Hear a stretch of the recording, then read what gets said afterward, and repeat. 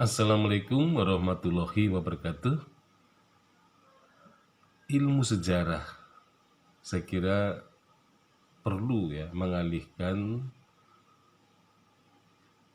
kepada ilmu tetangganya yang mungkin ilmu itu malah menjadi semacam induk, yaitu ilmu sastra. Maka pada zaman dulu yang terkenal adalah fakultas-fakultas sastra, di mana di situ ada sejarah, ada ilmu sejarah yang masuk ke dalam fakultas itu. Nah, bahwa fakultas sastra ini karena di dalam sastra terdapat penulisan, dan di dalam penulisan itu ada karya sastra yang berbau ya sejarah ya, karena pengarang bisa mengambil peristiwa sejarah sebagai objek ya untuk penulisannya. Di samping ada karya yang merupakan murni karya pengarang. Artinya di situ sering orang mengatakan bahwa karya sastra itu berada pada titik ya, antara fiksi dan fakta. Jadi perdebatan antara fiksi dan fakta, antara di dalam ilmu-ilmu sastra itu seringkali muncul ya, karena disitulah sastra lebih lengkap, lebih luas daripada ilmu sejarah. Nah, karena itulah maka ilmu sejarah memang sebaiknya belajar mengenai ilmu sastra itu, terutama yang berkaitan dengan teori-teori sastra.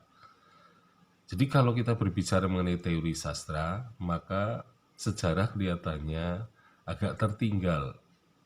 Karena di dalam perdebatan teori, sastra sudah lebih dahulu muncul gitu ya, ke permukaan. Bisa dibayangkan bahwa teori sastra itu mewadahi gitu ya, mewadahi paling tidak 4 hal yang sangat penting, yaitu teori-teori yang disebut teori ekspresif, kemudian mimetik, teori-teori pragmatik, dan teori yang objektif. Jadi paling tidak pembahasan mengenai teori sastra itu jauh lebih luas dan lebih mendalam. Karena pengalaman ilmu sastra kelihatannya memang lebih tua dibandingkan sejarah. Ya, di satu sisi gitu ya. Tapi di sisi lain, perdebatan teori itu belum mencapai kepada tataran yang disebut sebagai filsafat sastra. Jadi kita tidak pernah mendengar atau ada mata kuliah filsafat sastra. Nah, sebenarnya kalau ingin ditingkatkan, ya teori-teori sastra itu bisa ya menuju ke arah filsafat sastra. Karena memang teori-teori itu juga dibahas secara mendalam. Nah, kemudian teori-teori yang sangat intens itu bisa sebenarnya masuk ke dalam filsafat sastra. Jadi kelebihan sejarah ada filsafat sejarah, tetapi di dalam ilmu sastra tidak ada filsafat sastra. Kalau dilihat dari segi teori, ilmu sastra lebih dalam daripada ilmu sejarah. Jadi di satu sisi memang ada kelebihan dan kelemahannya. Nah, teori-teori itu memang harus dipelajari. Pada dasarnya, sastra dan sejarah itu adalah tetangga dekat yang berhimpitan, di mana sastra ini memang lebih luas dan lebih dalam karena ada objek penulisan karya sastra yang dilandasi oleh fakta sejarah.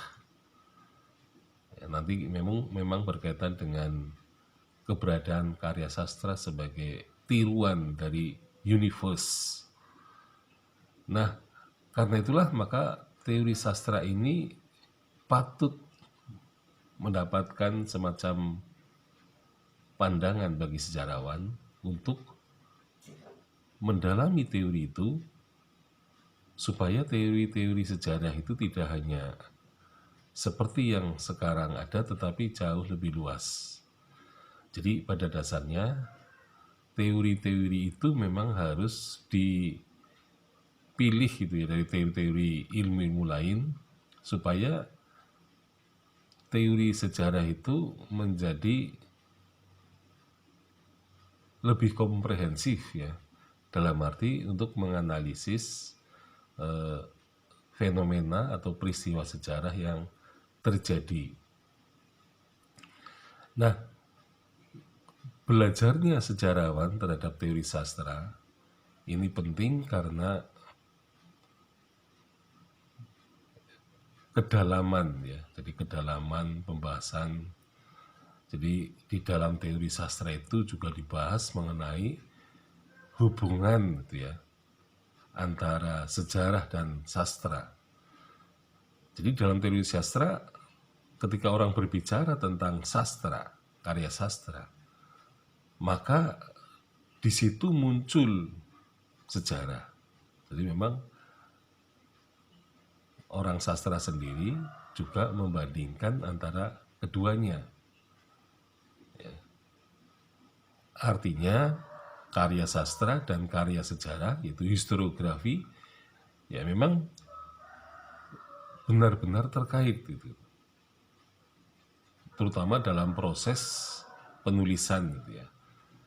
Jadi kalau misalnya karya sastra ditulis oleh sastrawan, maka sejarah ditulis oleh sejarawan. Nah, tentu saja cara menulisnya, cara menyajikan historiografi sebenarnya memang sejarawan bisa menempuh seperti sastrawan. Ya, seperti yang terjadi misalnya apa yang disebut dengan sejarah naratif ya. Jadi sejarah naratif itu sebenarnya sejarawan menyajikan karyanya, yaitu historiografi, dalam bentuk ya, jadi dalam bentuk penulisan sejarah yang lebih cenderung kepada narasinya. Jadi membangun narasi berdasarkan fakta sejarah. Nah, di sini memang sejarah naratif seringkali dipandang remeh gitu ya. Sehingga orang mengatakan apa sih bedanya antara karya sastra dan sejarah naratif? Kelihatannya ada kemiripan gitu ya. Nah, sehingga kemudian sejarah naratif ini dianggap sebagai lapis pertama ketika orang atau sejarawan mencoba menulis karyanya ya. Jadi awal mula karya sejarah adalah sejarah naratif. Jadi di sini keberadaan sejarawan dan sastrawan ini benar-benar bisa dikatakan sebagai tetangga dekat dan mestinya juga bersahabat. Nah, tetapi seringkali bahwa ada ego ya, bahwa orang sastra bisa saja mengecek sejarah atau bisa juga sebaliknya. Jadi memang di dalam mengkritik antar ilmu karena ego ya, egonya yang terlalu besar, maka seringkali muncul pandangan bahwa ya sejarah itu sebenarnya merupakan bagian dari karya sastra. Maka yang terjadi ilmu sejarah termasuk ilmu-ilmu sastra. Jadi tidak lebih besar ya. Jadi ilmu sejarah tidak lebih besar daripada ilmu sastra. Tetapi kemudian pada zaman dekade 2000-an misalnya, orang kemudian tidak lagi menggunakan fakultas sastra gitu ya. Kebanyakan mereka beralih ke nama fakultas yang baru, yaitu Fakultas Ilmu-Ilmu Humaniora. Nah, jadi ini trennya hampir semua fakultas sastra di Indonesia telah berubah menjadi Fakultas Ilmu-Ilmu Humaniora dan Budaya atau Fakultas Ilmu-Ilmu Budaya itu ya, FIB itu yang paling muncul sekarang menggantikan nama Fakultas Sastra. Sekian, Assalamualaikum warahmatullahi wabarakatuh.